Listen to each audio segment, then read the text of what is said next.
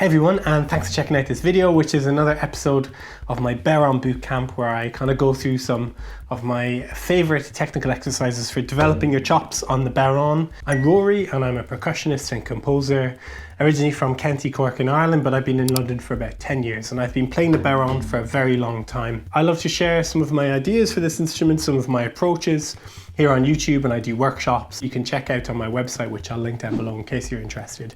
But today this episode is all about triplets, double-ended triplets on the bodhrán. Now some people call them rolls. I've always called them triplets. I don't really know why. I think that was how I was taught when I was really tiny, learning how to play double-ended triplets on the bodhrán, as I call them. So today I'm going to go through how to play triplets and how we can learn this sort of really cool little technique that uses both ends of the tipper. The first thing that we need to do is pick the right tipper. So ideally you want to get a tipper that has the same tip on both ends. If I can get my camera to focus, you'll see this has exactly the same tip on both ends. Now this is kind of optional in a way, you don't have to do this, but we're trying to get as even a sound from both the back end and the front end of the tipper when we're playing. Now if you have a tipper sort of a little bit like this, I actually love using these tippers when I'm playing these sort of hot rod style tippers. It's a little bit more difficult because the back end is a lot more tense, and in these ones that I make, that I've made myself, I actually glue the back end so that they're nice and strong at the back, and then the tip is a little bit more crunchy, a little bit more loose. So when I'm using this sort of double end triplet technique, I'll tend to use a tipper, a more sort of solid tipper that is the same on both the tip and at the back end.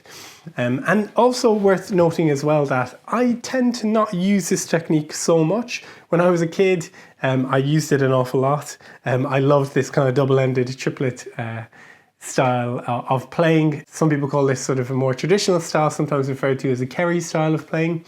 This is how I sort of came to playing the bodhrán. And then I sort of went into what I guess some people call a top end style, or more of a top end style, whereas I'm using the top end of the tipper for most of the strokes. So onto the triplets. Now, how do I approach the double-ended triplet? Well, there's two approaches that I take. The first is the methodical approach, where we break the movement up into three very specific movements and build up the speed gradually. The other approach is a more feel-it-out approach. I'll kind of touch on that at the end, but we'll start first with the methodical approach. So in a triplet, we have 3 strokes, triplet, 3. So the first stroke is just a downstroke, normal downstroke, yeah? So downstroke. The next stroke I call a knock stroke, a knock. Now I'm going to zoom in for this one so you can really see nice and clearly on the bodhrán. So knock stroke. So it's like I'm knocking on the door, yeah? Knock stroke. So down stroke followed by knock stroke. Down, knock, yeah? So 1, 2, the first 2 beats. Then the third beat of the triplet, I'll zoom back out, there we go. So the third, I think of it 6 to 12. If we think of our bodhrán, 1, 2, 3, 4, 5, 6, 7, 8, 9, 10, 11, 12, yeah, like a clock. 6 to 12, up and in. Drawing a line from 6 to 12 on the bodhrán, up and in, yeah? So downstroke, knock, up and in. Down, knock, up and in. Down, knock, up and in, nice and even, yeah? Really even. Down, knock, up and in. So the next step is we join the first and the second sound together. So the stroke and the knock, the down and the knock, we join those together. So we want to try and create like a good-umph sound. Actually, we call this in drumming, in snare drumming and in drum kit playing, we call this, or refer to it sometimes as a flam stroke, So we're looking for a good-umph. So we're joining up the first and the second stroke. It's like the down and knock, but just kind of sped up a little bit. Again, I'm going to zoom in for you guys so you can see this nice and clearly.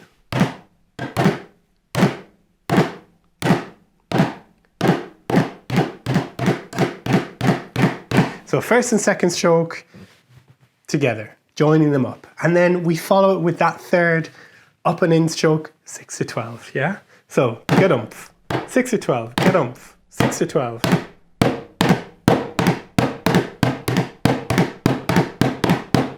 Now you pick up your speed. Once you get comfortable with that movement,